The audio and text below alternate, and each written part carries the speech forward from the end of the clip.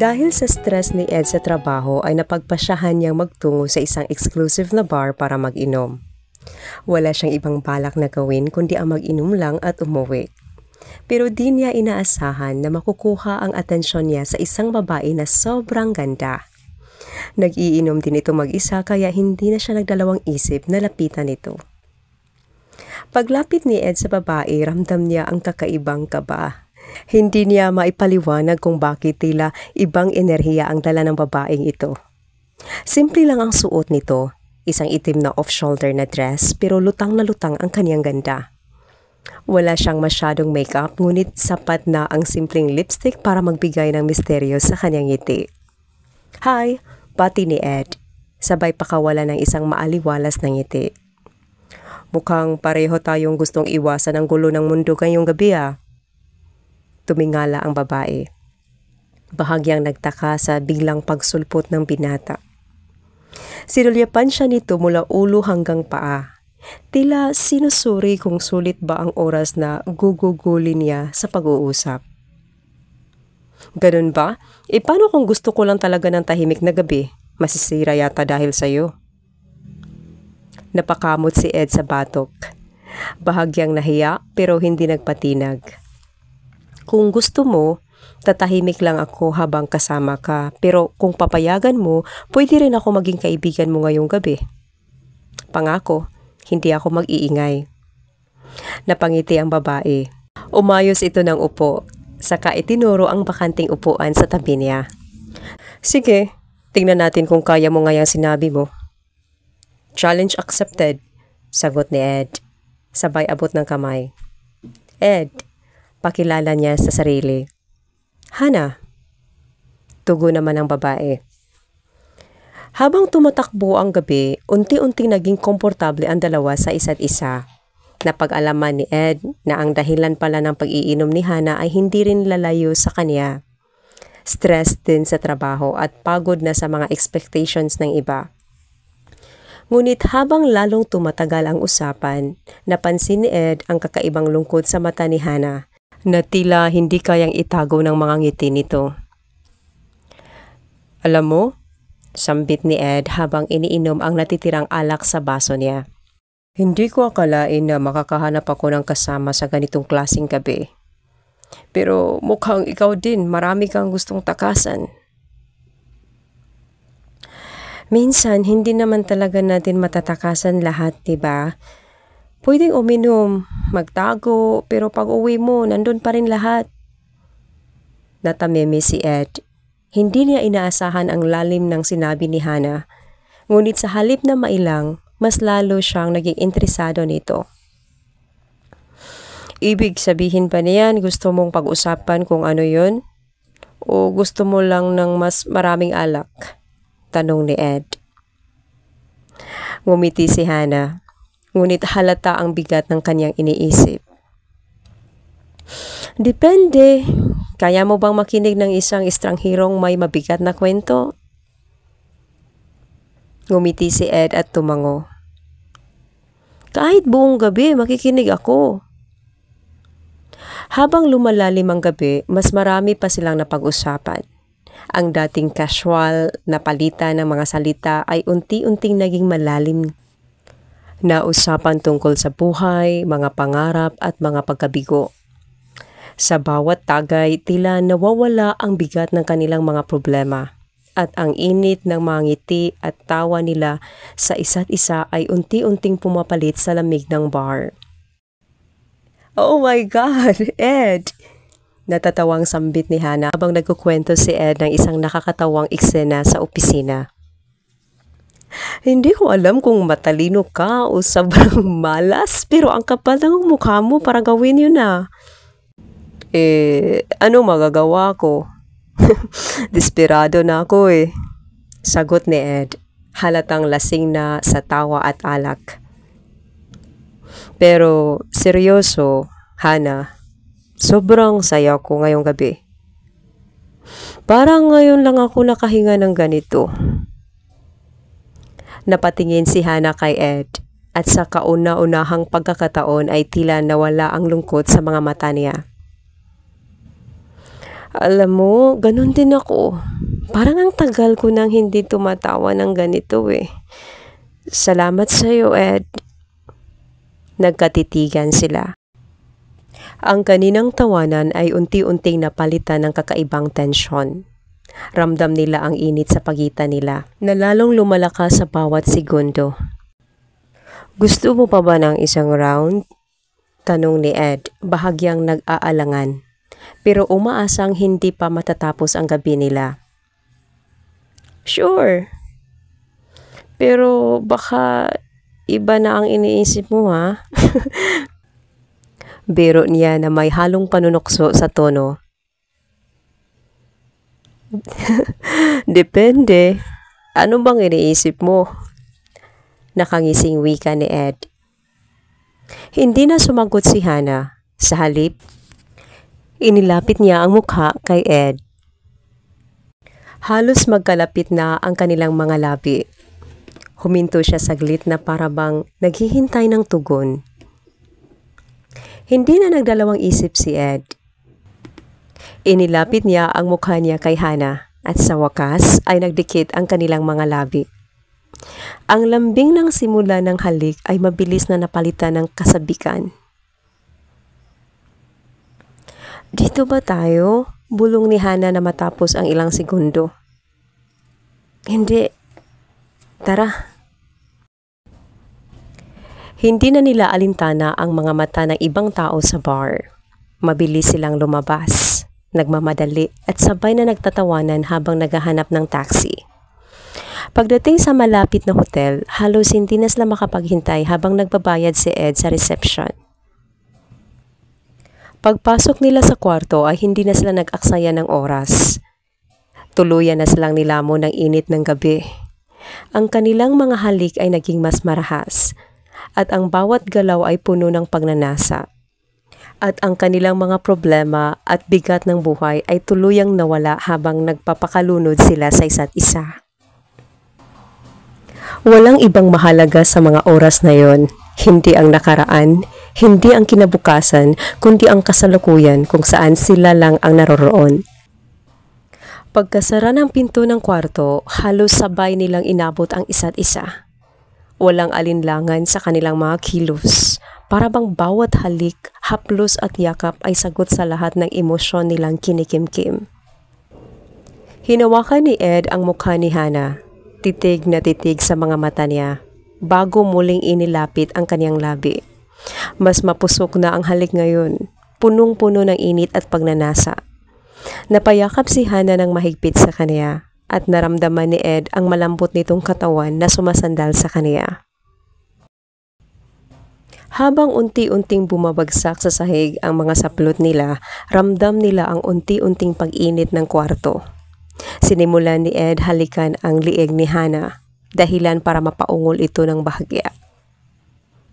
Ed, mahinang sambit ni Hana at halos hindi niya magawang tapusin ang salita habang bumababa ang mga labi ni Ed sa kanyang balikat. Dahan-dahan silang napahiga sa kama at nagpatuloy ang kanilang maalab na pagnanasa. Bawat galaw ay parang isang sayaw, mapusok ngunit banayad, puno ng tensyon pero hindi nagmamadali.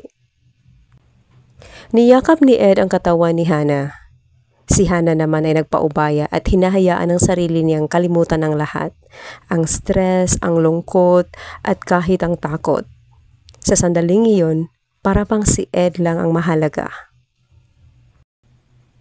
Walang ibang maririnig sa loob ng kwarto kundi ang mabigat nilang paghinga at ang mga mahinang ungol na sumasabay sa ritmo ng kanilang mga katawan.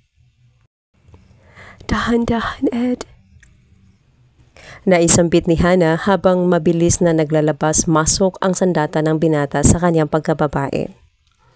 Habang nalalapit na ang sukdulan ng kanilang emosyon, para bang lahat ng alalahanin nila ay nawawala at wala silang ibang naiisip kundi ang sarap ng kanilang pag-iisa. Kinabukasan, nagising si Ed na wala na si Hana sa kanyang tabi. Rinig din niya ang buhos ng shower sa banyo kaya alam niyang naliligo ito, kaya dali-dali rin siyang tumayo at nagbihis. Habang nagbibihis si Ed, hindi niya maiwasang mapangiti habang inaalala ang mga nangyari kagabi.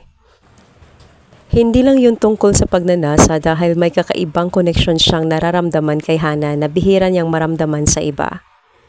Nang marinig niyang tumigil ang buhos ng shower, napalingon siya sa pintuan ng banyo. Ilang saglit pa lumabas si Hana na nakabalot sa puting tuwalya. Bahagya naman itong nagulat nang makita si Ed na nakaupo sa gilid ng kama at mukhang handa ng umalis. "Uy, nagising ka na pala," bati ni Hana. Ngiti-ngiti habang pinunasan ng buhok. Pero ramdam ni Ed na may kung anong tensyon sa ngiti nito. Parang may gustong sabihin pero hindi niya masabi. "Yeah, sabi ko baka gusto mong mag-coffee o breakfast bago tayo umalis. Kailangan mo ng energy after last night, di ba?" Napatawa si Hana ng bahagya. Pero agad na umiwas ng tingin. I think I'll skip breakfast. I need to be somewhere agad," sagot niya, habang abala sa pagbibihis. Hindi na lang kumibo si Ed pero ramdam niya ang unti-unting pagbabago ng timpla sa pagitan nila. Lumapit siya kay Hana at sinubukang basahin ang ekspresyon nito. "Hey, you okay? Kung may problema, okay lang namang pag-usapan." Huminto si Hana sa pagsusuot ng damit, saka siya tumingin kay Ed. "Ed, it was fun.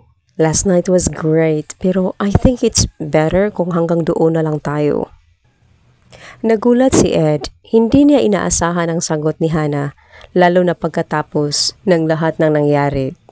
"Wait, anong ibig mong sabihin? Akala ko may something tayo kagabi." Napabuntong hininga si Hana. Halatang hirap ipaliwanag ang sarili. "Ed, you're a great guy. Pero may mga bagay sa buhay ko na hindi ko kayang isama ang iba. I'm not ready for anything serious. Kaya mas mabuti kung hanggang one night stand lang tayo." Hindi agad nakapagsalita si Ed. May parte sa kanya na gustong magtanong pa. Gustong kumbinsihin si Hana na bigyan siya ng pagkakataon. Pero ramdam din niya ang bigat sa boses ng babae. "Sige, kung yun ang desisyon mo, I'll respect it." Ngumiti si Hana pero halatang pilit. "Thank you, Ed. You made my night unforgettable. Sana masaya ka rin." Hindi na niya hinintay ang sagot ni Ed. Kinuha niya ang bag at mabilis na lumabas ng kwarto. Iniwan si Ed na nakaupo pa rin sa kama na tila nag-iisip. Habang nakatingin sa pintuan, napabuntong hininga si Ed. Sa unang pagkakataon, hindi niya alam kung bakit ang sakit ng pakiramdam niya kahit isang gabi lang silang magkasama. Pagkalipas ng ilang araw, nagbalik si Ed sa kanyang pang-araw-araw na buhay. Bumalik siya sa trabaho. Sa parehong opisina kung saan puno ng deadlines at stress ang bawat araw. Ngunit kahit gaano siya kaabala, hindi niya maiwasang maalala si Hana. Ang kakaibang koneksyon nila nung gabing yun ay paulit-ulit niyang iniisip. Kahit pa sinabi niya na kaya niyang tanggapin ang desisyon ni Hana. "Mukhang pagod ka na naman, Ed," puna ng kasamahan niya si Marco habang nag-aabot ng kape. "Problema ba sa trabaho o problema sa puso?" Biro nito. Napangiti si Ed ng pilit. "Wala pre, normal lang na busy." Sinubukan niyang ibaling sa trabaho ang lahat ng atensyon niya. Pero kahit gaano siya ka-busy, hindi niya maitago sa sarili na parang may kulang. Sa pagdaan ng araw, hindi inaasahan ni Ed ang muling pagkikita nila ni Hana nang makaharap niya ito sa conference room. Isang malaking proyekto kasi ang ipinakilala ng kumpanya at ang dalawang team na inaasahang maglalaban para makuha ang kontrata ay kinabibilangan ni na Ed at Hana bilang pangunahing lead. "Oh, you got to be kidding me." Mahinang bulong ni Ed sa sarili habang nakatitig kay Hana na mukhang composed sa harap ng iba pang mga kasamahan. Napansin ni Hana ang presensya ni Ed at bagaman saglit siyang natigilan, ay agad niyang ibinabalik ang kanyang professional na aura. Tumayo siya ng tuwid at binati ang lahat sa kwarto, kasama si Ed. Good morning everyone, sabi ni Hana. Napalunok si Ed, pilit na kinalma ang sarili. Good morning, sagot niya at sinubukang iwasan ang titig ni Hana. Ang tensyon sa pagitan nila ay halatang halata kahit sa ibang mga tao sa silid. Habang nagpapaliwanag ang client tungkol sa proyekto, nagkatinginan ang dalawa ng ilang beses. Kapwa nila sinubukang itago ang halo-halong emosyon, ang gulat, ang kaba at ang alaala ng gabing pinagsaluhan nila. Matapos ang meeting, hindi naiwasan ni Ed na habulin si Hana habang palabas ito ng kwarto. Hana, tawag niya. Lumingon si Hana ngunit nanatili ang formal na ekspresyon. Yes, Ed? Kailangan nating mag-usap. Wala tayong kailangang pag-usapan. Nandito tayo para magtrabaho, hindi para balikan ang nakaraan. Seriously? Ganun lang yun? After everything, ngayon magpapanggap kang wala akong halaga sa'yo at hindi mo ako kilala? Hinawakan ni Hana ang kanyang bag at pilit pinananatiling kalmado ang sarili. Ed, huwag mong gawing personal ito. Magkaibang team tayo at trabaho ang dapat nating unahin. Let's keep it professional. Walang magawa si Ed kundi ang tanggapin ang sagot ni Hana, kahit na ramdam niya ang bigat ng sitwasyon. Ngunit sa kanyang isipan, malinaw na hindi pa ito tapos. Sa mga sumunod na araw, naging mainit ang labanan ng pagitan nina Ed at Hana. Parehong hindi nagpapatalo at bawat brainstorming session, presentation at proposal ay naging mas competitive kaysa inasahan ng kanilang mga kasamahan. Impressive pitch, Ed! Sambit ni Hana matapos ang isang meeting. Pero mukhang may ilang details kang hindi na-consider. Let's see if the client agrees with your numbers. Dagdag pa ng dalaga. Thanks for the feedback, Hana. Though I noticed na medyo generic ang solution mo, siguro nasanay ka lang sa mga templated projects. Nagpalitan sila ng titig at kahit nasa gitna sila ng ibang tao, halatang may sariling tensyon sa pagitan nila. Hindi alam ng kanilang mga kasamahan kung paano sila pakikitunguhan. Natutuwa ang mga ito sa kalidad ng kanilang trabaho, pero naiilang din sa labis na kompetisyon sa pagitan ng dalawa. Sa bawat pagharap nila sa client, palaging may banat si Hana na tila hinahamon ang ideya ni Ed. Si Ed naman palaging may sagot na mas detalyado. Isang araw pagkatapos ng isang matinding discussion sa harap ng client, nagsalita si Mr. Sandoval, ang lead consultant ng proyekto. I have to admit your team has the best ideas, but I need both of you to remember that this is a collaboration, not a war. Napatingin si Ed kay Hana at nagkasalubong ang kanilang mga mata. Hindi niya alam kung bakit pero kahit nakakairita ang kanilang bangayan, naroon ang respeto sa husay ng trabaho ni Hana. Samantala, sa loob-loob ni Hana, kahit ayaw niyang aminin, challenge siya kay Ed. Hindi pa siya nakatagpo ng katrabaho na kayang tapatan ang pagiging competitive niya, lalo na ang isang taong minsan niya na nakasama ng mas personal. Sa bawat araw na lumilipas, mas tumitindi ang kompetisyon sa pagitan ni Ed at Hana. Sa bawat meeting, palagda ang dalawa ng kani-kanilang mga pitch. Parehong detalyehan at halos walang tasan. Sa halip na magtulungan, tila naging personal ang kanilang labanan na hindi na lamang tungkol sa proyekto, kundi tungkol na rin sa pagpapakitang gilas. Isang umaga habang nasa classroom ang lahat para sa weekly progress report, si Ed ang unang nagpresenta ng kanyang ideya. Malinaw at maayos at punong-puno ng innovative solutions ang proposal. Ang lahat naman ng mga kasama nila sa silid ay nagulat sa lalim ng kanyang analysis. Great insights, Ed. Sambit ng client na halatang impressed. I think this direction has a lot of potential. Ngunit bago pa man matapos ang meeting, nagtaas ng kamay si Hana. I agree, the concept is promising, but if I may, there are some risks that weren't fully addressed in Ed's proposal. For example, Dumiretso si Hannah sa projector. Ipinaliwanag ang ilang posibleng flaws sa plano ni Ed at nagpakita ng sariling alternative solutions.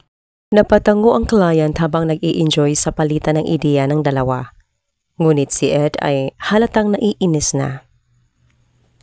Thanks for pointing those out, Hannah. But don't you think your alternative might actually cost more in the long run? I did the math and nagpatuloy ang kanilang diskusyon at mas naging tensyonado. Ang iba nilang kasamahan ay tahimik na lang habang nanonood sa palitan nila ng argumento. Matapos ang meeting, naglakad palabas si Hannah. Hawak ang tablet habang may ngiti sa kanyang labi. Agad siyang hinabol ni Ed. Nag-i-enjoy ka ba sa ginawa mo? What are you talking about? I'm just doing my job. Kung hindi mo kayang tanggapin ang constructive criticism, problema mo na yun. Constructive criticism? You practically tore my idea apart. I'm starting to think you're more focused on competing with me than winning this project. Really? Funny, because I could say the same thing about you. Baka ikaw ang may problema sa pagtanggap na hindi lagi ikaw ang magaling. Wow, you've got quite an ego, don't you? Sagot ni Ed. Pilit pinapanatili ang kalmado kahit halata sa tono ang inis. Look who's talking, sagot ni Hannah bago tumalikod at naglakad palayo.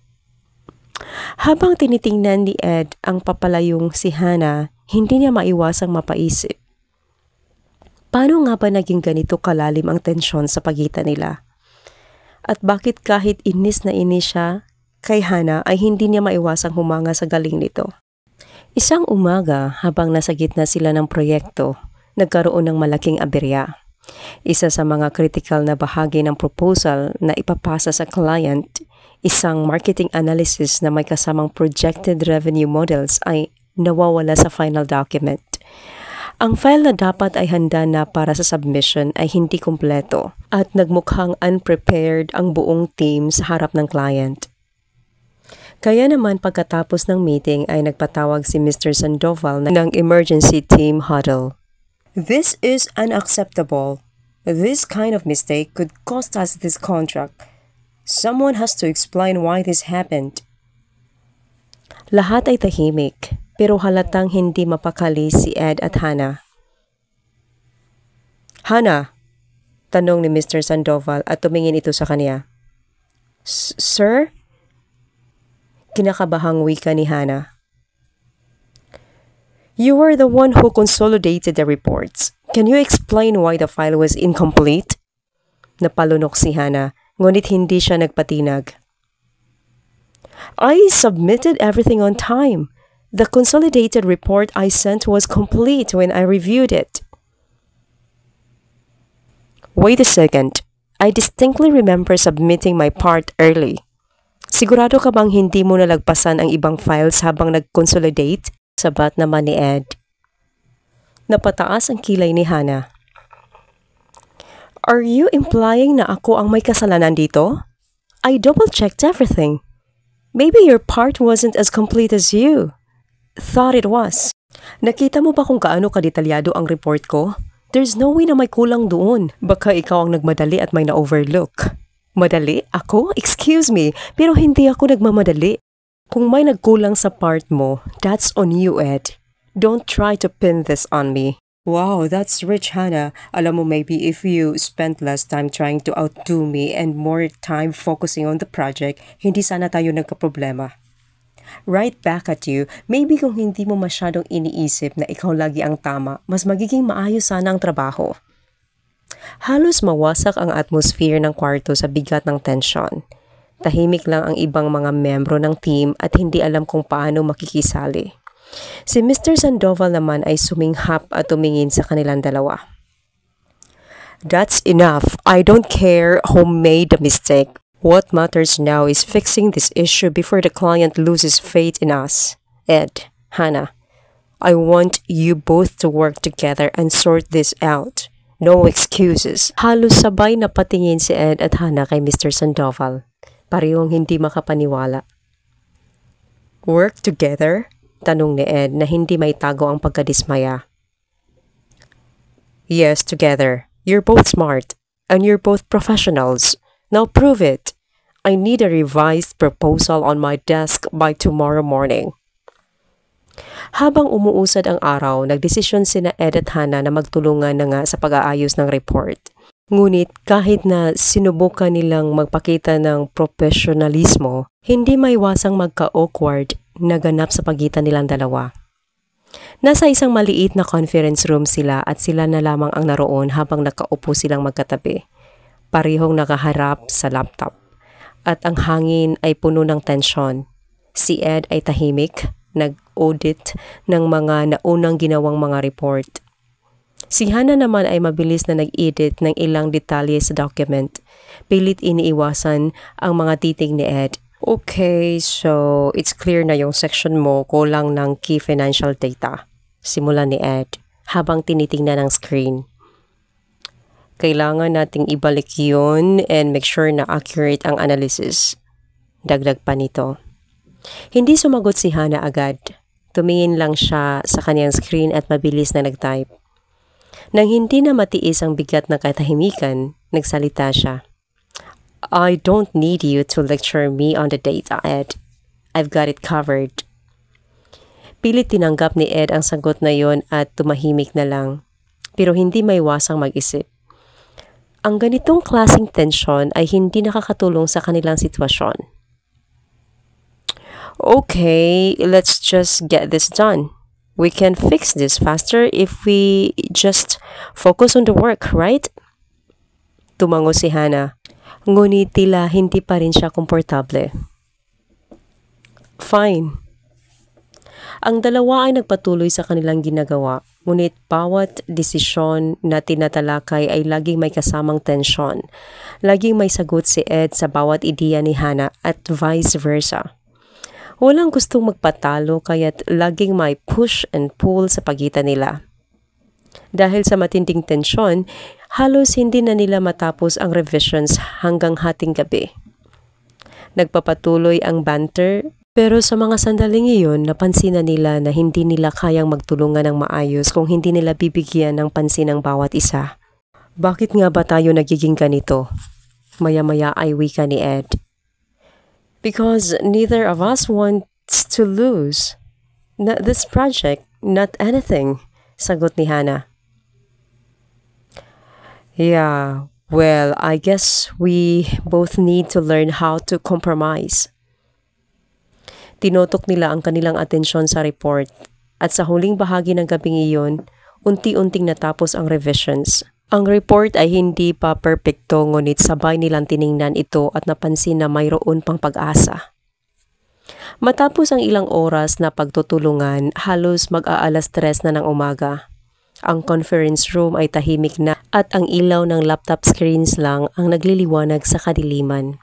Patingin-tingin naman si Ed sa dalaga na inuunat ang braso't leeg at halatang inaantok na ito. Okay, I think we're done. Hindi man perfecto, but it's good enough to present to Mr. Sandoval. I think we'll make it, saad ni Ed. Yeah, I guess we really pulled through. Pagod na ako, saad ni Hana. Pero aminin mo, natapos natin to sa simula ng pakinggan natin ang ideya ng isa't isa. Inangat ni Hana ang tingin at pilit na tumango, saka bumuntong hininga. Nakangiti lang si Ed ng mga sandaling yon at doon na napansin ni Hana na gwapo ang binata. Kung ilang segundo na siyang nakatitig dito ay hindi niya alam basta't bumalik lang siya sa wisyo nang malamang nakalapit na pala si Ed sa kanya at niyakap siya ng mahigpit. Nagawa natin, saad ng binata. Nang hindi tumugon si Hana at doon na nahihiyang inilayo ni Ed ang kanyang sarili sa dalaga. Sorry, masaya lang ako. It's okay. I think we both needed that. Anyway, this doesn't mean we're friends Ngunit imbis na tumugon ay muli lang niyakap ni Ed ang dalaga. Hindi alam ni Hana pero parang libu-libong voltahe ng kuryente ang dumadaloy sa kanyang katawan ngayon. Napabitaw siya sa pagkakayakap ni Ed at napatingin dito sa labi ng binata. Tsaka walang pagdadalawang isip na hinalikan nito sa labi. Mabilis at malalim ang kanilang halik na halos parang nawawala sa kanilang mga sarili. At sa bawat segundo, dumadaloy ang init at nararamdaman nila na tila nagbabalik ang pagkaka-experiensyahan nila noong isang gabi sa hotel. Hindi nila mapigilan ang kanilang mga sarili. Hindi ko alam kung anong nangyayari, Ed, pero I guess we should stop. Hindi ko kayang pigilin to, Hana. Ang init ng nararamdaman ko. And I know pareho tayo. Bago pa siya nakapagsalita ng buo, naramdaman nilang muling nag-init ang kanilang mga katawan. Hindi na nila kayang pigilan ang sarili, kaya naman sa pag-angkin nilang muli sa kanilang mga labi ay dahan-dahan na rin nilang tinanggal ang kanilang mga saplot. Gagawin pa talaga natin dito, Ed? Baka may makakita. Wala ng tao, tayo na lang dalawa. Wika ni Ed, sabay angkin muli sa labi ng dalaga. Sa mga sumusunod na minuto, sa loob mismo ng conference room, ay muli nilang pinagsaluhan ang init ng kanilang mga katawan. Kinabukasan, si Hana na ang nagdala ng final report at ipinasa ito kay Mr. Sandoval. Habang ipinapasa niya ang dokumento, hindi maiwasang maisip ni Hana ang tungkol sa nangyari sa kanilang dalawa ni Ed. Ano nga ba ang ibig sabihin ng lahat ng to? Dapat ba niyang hayaan na lang ang mga nararamdaman niya? O kailangan ba niyang itigil ang lahat ng to bago pa sila magkaproblema? Habang papalabas ng office si Hana ay nakasalubong niya si Ed. Hey Hana, kamusta? Naipasa mo na ba yung report? Panimula ni Ed. Iya, naipasa ko na. Wala namang problema, maikling sagot nito saka mabilis na lumihis at nagpatuloy sa paglalakad. Nangunot naman ang noo ni Ed nang mapansin ang biglaang pag-iwas ni Hana sa kaniya. Habang naglalakad siya pabalik sa kanyang desk, ang mga tanong ay patuloy na bumabagabag sa kaniyang isipan. Pagkatapos ng insidente sa hallway, hindi maiwasan ni Ed na mag-isip tungkol sa nangyari. Habang nagtatrabaho siya sa kanyang desk, hindi mawala sa kanyang isip ang ekspresyon ni Hana at ang biglaang pag-iwas nito. Sa lunch break, nagkita sila sa pantry. Si Ed ay tahimik habang si Hana naman ay halatang umiiwas pa din. Hindi nga makatingin sa binata. Hindi nila kayang direktang pag-usapan ng nangyari. Kaya nagpatuloy na lang sila sa pagkain. Ngunit ang hangin sa paligid nila ay puno ng hindi nasasabing mga saloobin. Oh, Hana, pagbasag ni Ed sa katahimikan. Can we talk about what happened? Kasi I feel like we both know there's something between us, but I'm not sure if you feel the same way. Ed, I don't know. Siguro na-overwhelmed lang ako sa nangyari. Kaya nagpapanik ako. Hindi ko rin alam kung anong ibig sabihin ng mga nararamdaman ko. Tapos parang complicated kasi we're working together. Yeah, I get it. It's just, hindi ko kayang i-ignore yung connection na nararamdaman ko. I don't know how we're supposed to move forward. Pero ang hirap naman ng walang kasiguraduhan. Dahil sa pagkakasabi nito ni Ed, hindi nakapagsalita agad si Hana. I think I'm just scared. I'm scared na baka magulo ang trabaho natin. Or baka mawala tayo sa focus. Or worst, baka mawalan tayo ng respeto sa isa't isa. Nakita ni Ed na seryoso si Hana sa mga sinasabi nito. I understand. I don't want to lose our professionalism either. But I also don't want to just forget about everything that happened between us. Habang papalapit ang deadline ng project, pareho nilang naramdaman na hindi sila pwedeng magpatuloy ng ganito. Kahit na may tensyon, alam nilang kailangan nilang magtulungan at maging professional sa trabaho. Ngunit sa tuwing nagkakasama sila sa mga brainstorming sessions, ramdam nila ang hindi pagkakaintindihan at ang mga natitirang alalahanin sa kanilang mga isip. Look, I know this is awkward, sabi ni Ed habang nagpe-present sila ng updates kay Mr. Sandoval. But we have to focus on the project. Let's get it done right.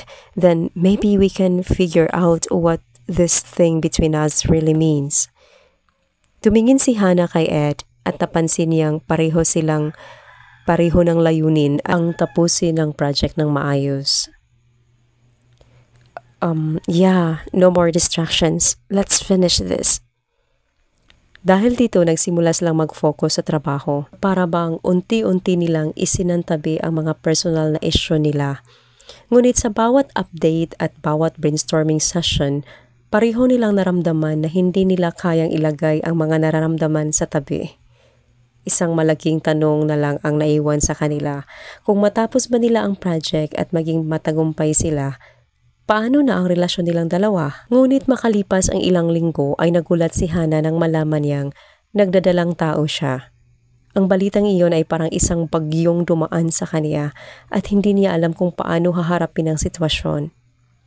Sa isang sulok ng apartment, nakaupo si Hana. Hawak ang pregnancy test na tanging nagpapatunay ng kanyang kalagayan. Ramdam niya ang takot at panik na pumasok sa kanyang sistema. Paano ko ito haharapin? Tanong niya sa sarili. Ang mga tanong na yun ay dumating na parang alon na patuloy na bumabalik. Anong mangyayari sa kanyang trabaho? Kung makita siya ng kumpanya na nagdadalang tao, baka mawalan siya ng trabaho. At worst, paano siya makapagpadala sa kanyang pamilya kung hindi siya makakapagtrabaho? Kaya naman hindi siya nagmadaling magsabi sa kahit kanino, lalo na kay Ed. Bawat araw na lumilipas, pilit niyang nililihim ang kanyang kalagayan. Habang nagtatrabaho, napansin naman ni Ed na may kakaibang nangyari kay Hana, ngunit hindi na lamang niya yun masyadong pinansin. Sa gitna ng isang brainstorming session sa opisina, habang masigasig na nag-uusap ang buong team tungkol sa project updates, biglang nakaramdam si Hana ng matinding pagkahilo.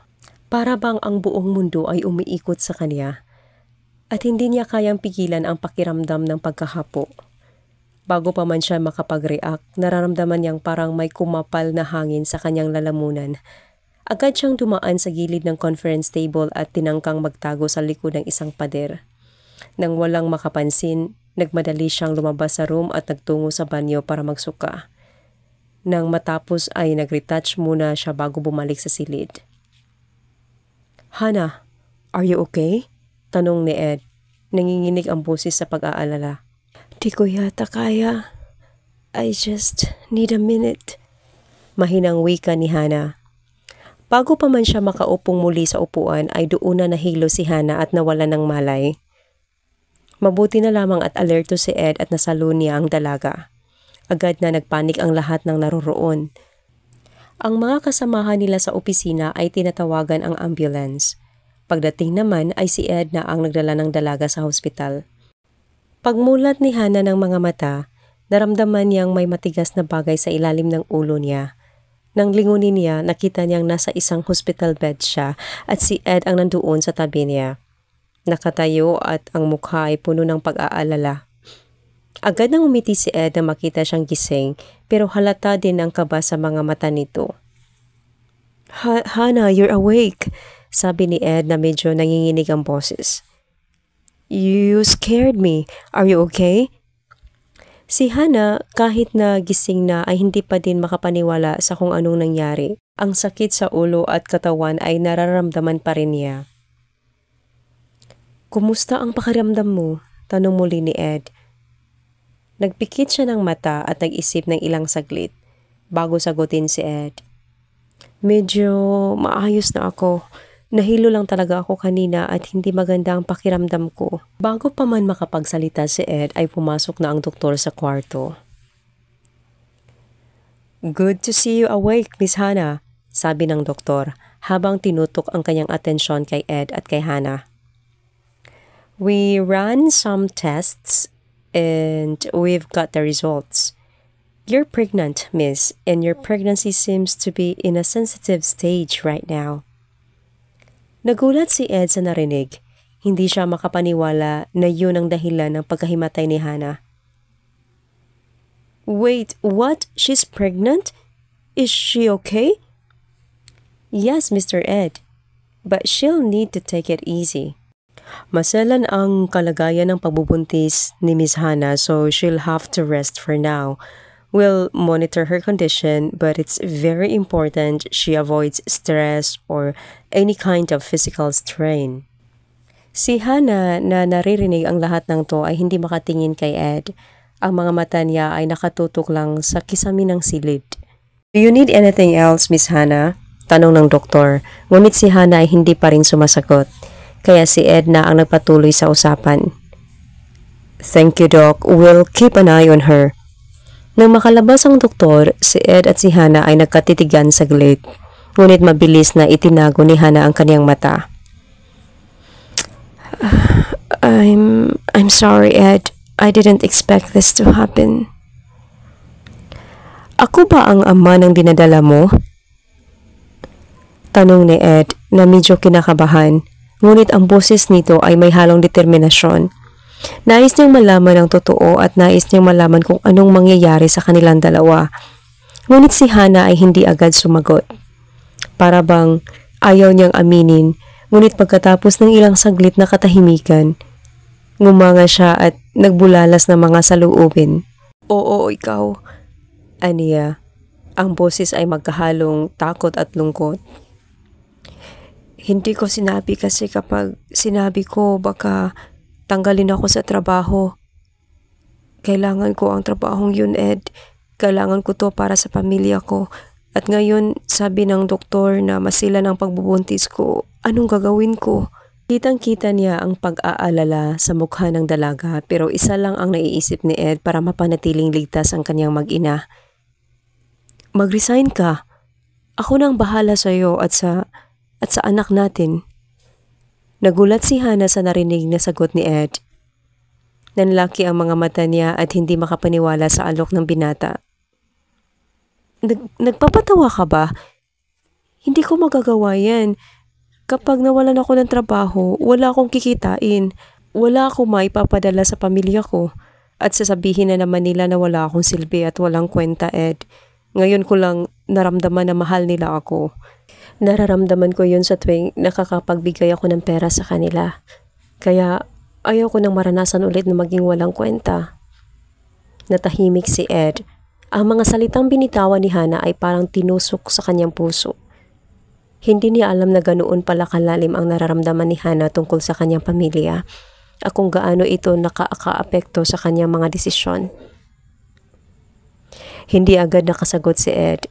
Ang mga mata niya ay naglalaman ng awa at pag-unawa. Dahan-dahan ang inabot ang kamay ni Hannah na parang nais niya iparating ang suportang handa niyang ibigay. I'm sorry, Hannah. Hindi ko alam na ganoon pala kabigat ang nararamdaman mo. Kung wala akong trabaho, wala akong silbi. Para sa kanila, ang halaga ko lang ay ang pera na maipapadala ko. Hindi ko kaya na mawalan sila ng respeto sa akin, mawalan ng pagmamahal at higit sa lahat, hindi ko kayang maranasan na maging walang-wala. Sa mga salitang iyon, naramdaman ni Ed ang bigat ng puso ni Hannah. Nais niyang magsalita, ngunit alam niyang wala siyang karapatang magpayo o magdikta sa buhay ng dalaga. Ang mga naramdaman ni Hannah ay higit pa sa trabaho o sa kanilang relasyon. Ito ay may kinalaman sa pamilya at sa sarili niyang pagtingin sa halaga niya bilang tao. Hanggat kaya ko, tutulungan kita. Hindi ko man alam ng buo ang sitwasyon mo pero hindi ko kayang makita ka magdusa. Wala akong plano na pabayaan ka at sigurado akong kaya nating ayusin to kahit pa ang lahat ng ito ay tila magulo. Ngunit si Hannah ay hindi pa rin makatingin kay Ed. Ang sakit na nararamdaman niya ay mas malalim pa sa sugat na hindi makikita. I'm sorry, pero hindi ko kayang mawalan ng trabaho. Hindi ko kayang mawalan ng halaga sa kanila. Huwag mo silang isipin, okay? Isipin mo ang baby. Ako na lang ang magpapadala sa kanila paminsan-minsan. Hindi mo pwedeng isakripisyo ang kaligtasan niyo ng anak natin dahil lang mas iniisip mo ang pamilya mo. Hindi ko man alam ang pinagdaanan mo pero hindi dapat ganyan ang turing sa iyo ng pamilya mo. Ano yun? Nakabase lang sa pera ang importansya mo? You're more than that, Hannah. Ang mga salitang iyon ay parang mga bala na tumama sa puso ni Hana.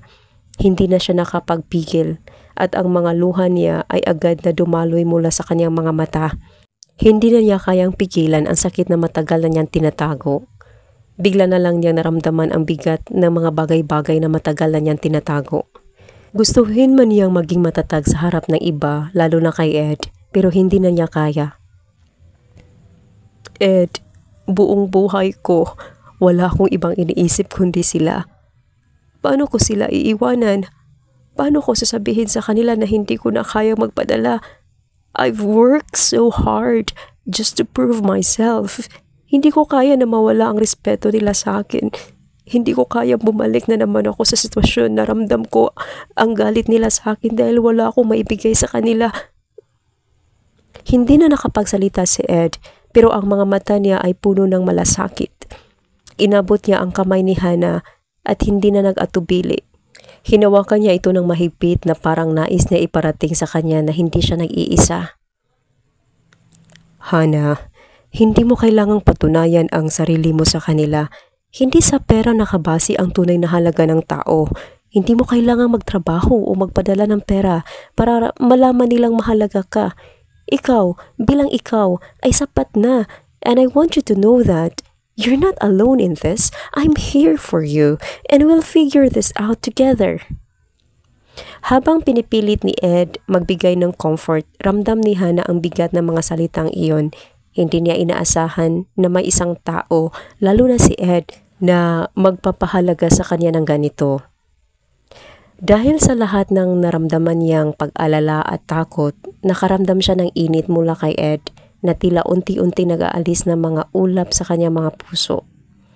Dahil sa mga salitang iyon ni Ed, hindi na napigilan ni Hana ang pagpatak ng kanyang mga luha.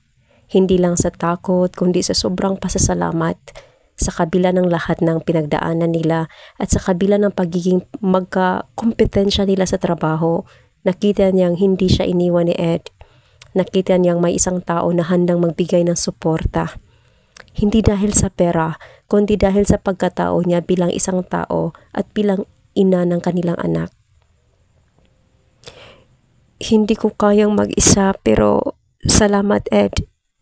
Salamat sa hindi mo pag-iwan sa akin. Bakit ko naman kayo iiwan, Hana? Noong unang beses pa lang na may nangyari sa atin. Though nagpasya tayong kalimutan ang lahat ng yun, pero hindi ko nagawa. Hindi ka naalis sa isipan ko. And now, na dala-dala mo ang anak natin, nakakabigla man pero masaya ako. Paninindigan ko kayong dalawa at hindi ko kayo pababayaan. Sa mga salitang iyon ay doon na nakaramdam ng kaginhawaan si Hana. Nag-resign nga si Hana at nagpa siyang lumipat na lamang sa bahay ni Ed dahil nandoon ang mga magulang ng lalaki para alagaan si Hana. Alam na kasi ng mga ito ang pagbubuntis niya, tanggap ng mga iyon ito at inaasikaso siya na parang anak. Sa gabing iyon habang si Hana ay nagpapahinga sa kwarto, si Ed ay lumapit sa kanya. "How are you feeling?" tanong ni Ed. "I feel better." Parang mayroong liwanag na nagsisimulang magbukas sa kabila ng lahat ng takot ko. "I feel like I'm not alone anymore, Ed." "Hindi ka na mag-iisa, Hana. Hindi na kita iiwan," sagot ni Ed, sabay halik sa noo ng dalaga. Ang mga sumusunod na araw ay puno ng mga bagong hamon pero habang magkasama sila ni Ed at ang pamilya nito, nakikita ni Hana na unti-unti niyang nagagampanan ang mga papel na mas may malalim na kahulugan, ang pagiging ina at ang pagiging mahalaga sa mga taong nagmamahal sa kanya. Masaya si Hana sa bagong buhay niya sa bahay ni Ed. Nakaramdam siya ng malaking ginhawa sa kabila ng mga paghihirap na naranasan niya sa nakaraan. Ang mga magulang ni Ed ay laging tunay na support system sa kanya. Si Ed naman, kahit abala sa trabaho ay patuloy na nagpakita ng malasakit at pagmamahal kay Hana at sa baby nila na nasa sinapupunan pa niya. Habang lumilipas ang mga araw, unti-unting nabawasan ang takot ni Hana at unti-unting naramdaman niya na may lugar siya sa mundong hindi nakabase sa kung anong kaya niyang ibigay o ipadala. Ngunit isang araw, habang masaya lang ang lahat sa loob ng pamamahay nila Ed, ay ganun na lamang ang gulat nila nang marinig ang isang ginang na sumisigaw sa labas ng gate ng bahay. "Sino yun?" tanong ng ina ni Ed. Lalabas na sana si Ed para tingnan kung sino yun, ngunit agad hinawakan ni Hana ang kanyang mga kamay. "Ed, mukhang si Mama ang nasa labas." Pansin ng binata ang panginginig ng dalaga kaya ngumiti siya dito ng pilit. "It's okay. Nandito ako. Kami nila Mama at Papa. Hindi namin hahayaang saktan ka niya. Lalabas lang muna ako saglit." Pinal na wika nito at lumabas na nga. "Magandang araw po, ma'am. Ano pong sadya nila?" "Hindi ikaw ang gusto kong makausap." "Hana! Hana!" Sigaw ng ina ni Hana habang hindi maitago ang matinding inis sa boses. "Ma'am, paumanhin po pero bakit po kayo nanggugulo sa labas ng bahay namin?" "Ang sabi ko, hindi ikaw ang gusto kong makausap. Ilabas mo si Hana ngayon din. Kakausapin ko ang punyatang yan." "Ma'am, umalis na po." Ngunit hindi na nga natapos ni Ed ang sasabihin nang makita niya lumabas si Hana sa bahay. "Ma? Anong ma? Huwag mo akong matawag-tawag na ma. Wala kang kwenta? Alam mo ba kung anong ginawa mo? Iniwan mo ang pamilya mo para lang sa isang lalaki. Nagpabuntis ka pa. Paano na yan ngayon? Hindi ka na makapagpadala sa amin. Anong klaseng anak ka ba? Sinusuportahan ka namin pero ito ang ipapalit mo?" Patuloy ng ina ni Hana. Ang mga salitang iyon ay parang mga sandatang tumama kay Hana ng malakas. Dahil sa narinig, hindi na rin nakapagpigil si Ed. Ang mga salitang sinabi ng ina ni Hana ay sobra na. At hindi papayagan ang ganitong pagtrato kay Hana. Lalo pat hindi naman ito ang nararapat na trato sa isang anak. "Tama na." Malinaw at matatag ang tinig ni Ed habang siya ay nakaharap sa ina ni Hana. "I don't care what you think about me, but I won't let you speak to her like that. Hana is not worthless and she never was. Hindi siya isang bagay na pwede mong gawing kalakal, okay? I won't stand for it." Habang nagkasagutan si Ed at ang ina ni Hana, hindi na kayang pigilin ni Hana ang mga luha na pumapatak sa kanyang mga mata. Lahat ng galit at takot na matagal na niyang pinipigilan ay lumabas nang makita niyang patuloy na inaaway siya ng kanyang ina. Hindi na niya alam kung paano haharapin ang sitwasyon. Ang mga salita ng kanyang ina ay parang mga palaso na tumatama sa puso niya at masakit na nararamdaman niya na sa kabila ng lahat, hindi pa rin pala siya nito tanggap. Ngunit sa gitna ng sagutan at sigawan, hindi na nakayanan ni Hana ang bigat ng emosyon. Bigla na lang siyang nawala ng lakas at natumba sa sahig. Ang katawan niya ay nanghina at naramdaman niyang may dumanak na dugo mula sa kanyang katawan. Agad na napansin ito ni Ed at ang pamilya niya. "Hana, anong nangyari?" Nataranta ang lahat na makita ang dugo. Ang ina ni Hana ay naguguluhan habang ang kanyang mukha ay puno ng takot at panghihinayang. "Hana, anak ko, anong nangyari?" Sigaw ng ina ni Hana na ngayon ay nagsisimula ng magsisi at mag-alala. "Pasensya na, hindi ko intensyon na masaktan ka." Ngunit hindi na ito pinansin ni Ed. Agad siyang tumawag ng ambulansya habang tinutulungan si Hana at inalalayan sa pag-upo. "Hana, please stay with me. Don't scare me," sabi ni Ed. Ang boses ay puno ng takot. Hindi nagtagal, dumating ang ambulansya at mabilis nilang isinugod si Hana sa ospital. Habang nagmamadali ang lahat, si Ed ay hindi na bumitaw sa kamay ni Hana. "Please, hang in there," pakiusap ni Ed sa walang malay na dalaga. Sa ospital, mabilis silang pumasok sa ER kung saan agad na pinagsikapan ng mga doktor na alagaan si Hana. Matapos ang ilang minuto ng pagsusuri at ng mga test, lumapit ang doktor sa kanila. "Mr. Sonorias, si Miss Hana ay may miscarriage scare. Kailangan niya ng mahigpit na pahinga at alagaan ng sarili dahil sa pagiging masela ng kanyang pagbubuntis." Nagulat si Ed sa narinig. "Ano? Miscarriage scare?" Tumayo si Ed at ang takot sa kanyang mata ay hindi maitatago. "Pero, is she okay? Is my baby okay?" "Right now, she needs to rest. We're monitoring her condition. It's important na magpahinga siya ng maayos at hindi siya dapat ma-stress, paliwanag ng doktor. Pagkatapos mag-usap ng doktor at ni Ed, bumalik si Ed sa kwarto kung saan nakahiga si Hana. Ang katawan ni Hana ay patuloy na nanginginig, ngunit ang mga mata niya ay puno ng takot at panghihinayang. "Ed, I'm so sorry," sabi ni Hana habang ang mga luha ay patuloy na umaagos sa kanyang mga mata. "I didn't mean to cause this. I didn't want to hurt anyone, especially our baby. I'm so sorry." "Hana, don't apologize. Hindi mo ito kasalanan. You're going through so much and I'll be here for you. I won't leave you. I promise." Ang mga salita ni Ed ay isang matibay na sandigan para kay Hana. Lahat ng takot at alalahanin niya ay nagsimulang humupa sa mga sinabi ni Ed. Sa kabila ng lahat ng nangyari, naramdaman niyang hindi siya nag-iisa. Nandoon si Ed at handa itong sumuporta sa kanya at sa kanilang anak. Matapos ang ilang araw sa ospital, gumaan na ang kalagayan ni Hana. Hindi na siya gaanong nakaramdam ng pag-alala sa kanyang kalusugan at patuloy ang pagpapagaling niya sa tulong ni Ed at ng pamilya nito. Nang magka-okay na siya, nagpasya siyang makipag-usap ng masinsinan sa kanyang ina. Alam niyang kailangan nilang mag-usap upang makapagsimula ng bagong chapter sa kanilang relasyon. Isang hapon, si Hana at ang kanyang ina ay nagkita sa isang maliit na cafe malapit sa bahay ni Ed. Habang nag-aantay sila ng kanilang order, si Hana ay nakatingin sa labas ng bintana. Ang mga mata ay puno ng pag-iisip at pagnanasa na ayusin ang lahat ng mga pagkukulang na naiwan sa pagitan nilang mag-ina. "Hana," sabi ng ina ni Hana, ang tono ng boses nito ay malumanay at puno ng pagsisisi. "Pasensya na. Hindi ko alam kung gaano kasakit ang nararamdaman mo.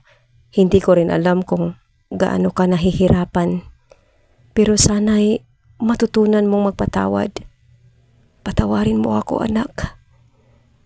Niyakap ni Hana ang kanyang ina at nagpatuloy ang kanilang pag-uusap. "Mama, naiintindihan ko na po.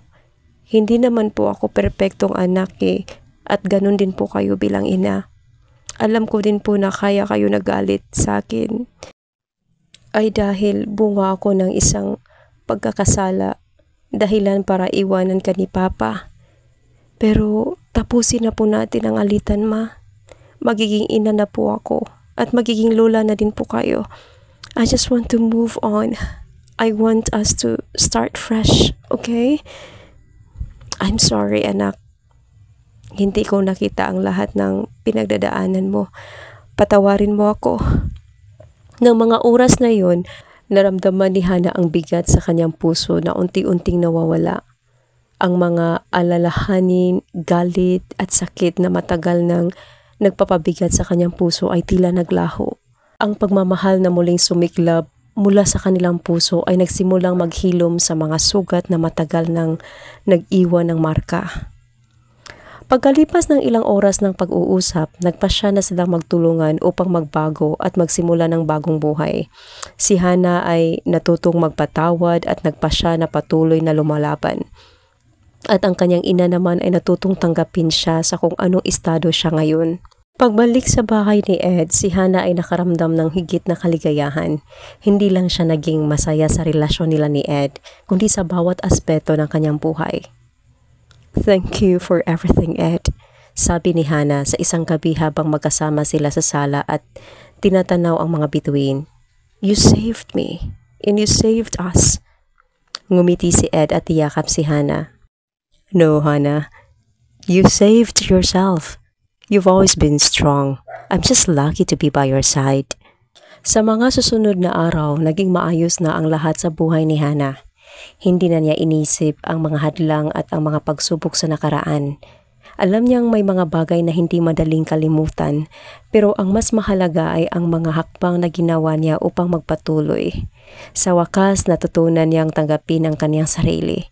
At higit sa lahat, natutunan niya magpatawad hindi lang sa iba, kundi pati na rin sa kanyang sarili. Ang relasyon nila ni Ed ay patuloy na lumalago at naging mas maligaya sila. Ang pamilya ni Ed at ang pamilya ni Hannah ay nagkaayos at nagsimula ng bagong paglalakbay ng magkasama. Kung may pagsubok, may pagkakataon ding maghilom at ngayon masaya na ako magpatuloy. Nakangiting wika ni Hannah. Naging masaya at buo ang pamilya ni Hannah at Ed at sa paglipas ng mga taon, ang kanilang relasyon ay patuloy na lumalago at nagbunga ng kaligayahan. Nang isilang ni Hannah ang kaniyang kambal na anak, mas lalo niyang naranasan ang saya ng pagiging magulang. Ang kanilang bahay ay puno ng tawanan, pagmamahalan at ang bagong responsibilidad bilang magulang ay nagbigay daan sa mas matibay na bond sa pagitan nila. Si Ed naman sa kanyang sipag at dedikasyon sa trabaho ay na-promote sa isang mataas na posisyon.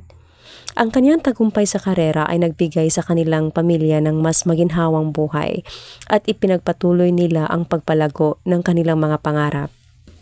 Nang dumating ang tamang panahon, nagpasya silang magpakasal at simula ng bagong yugto ng kanilang buhay bilang mag-asawa. Nagsimula silang bumukod at nakahanap ng bagong bahay na kanilang titirhan. Isang lugar kung saan magkasama nilang itataguyod ang kanilang pamilya at mga pangarap. Sa bawat hakbang ng kanilang paglalakbay, natutunan nilang magtulungan, magpatawad at higit sa lahat, mahalin ang isa't isa ng mas malalim. Sa kabila ng mga pagsubok at pagkatalo, natutunan din nilang hindi hadlang ang mga pagsubok upang magpatuloy sa pagtahak sa landas ng kaligayahan. Dahil ang kwento ni Hannah at Ed ay nagsilbing patunay na sa buhay, laging may pagkakataon para sa pag-ibig at pagbabago. Hey guys, that's the end of the story. I hope you guys enjoyed listening to that and hopefully you can listen to more stories here in Kulay TV. This is Marie and I'll see you next time. Bye. Take care. Okay mga kaibigan, mga kakulay, thank you all for listening. I hope you enjoyed this wonderful story. Thank you to our writer, Miss Regine, edited by yours truly. Also, thank you to our new narrator, Miss Marie. Alright, this is Ethel McMenamin, Kulay TV creator, saying, bawat buhay ay may kulay. Thank you and take care. Daghan kayong salamat. See you sa next story.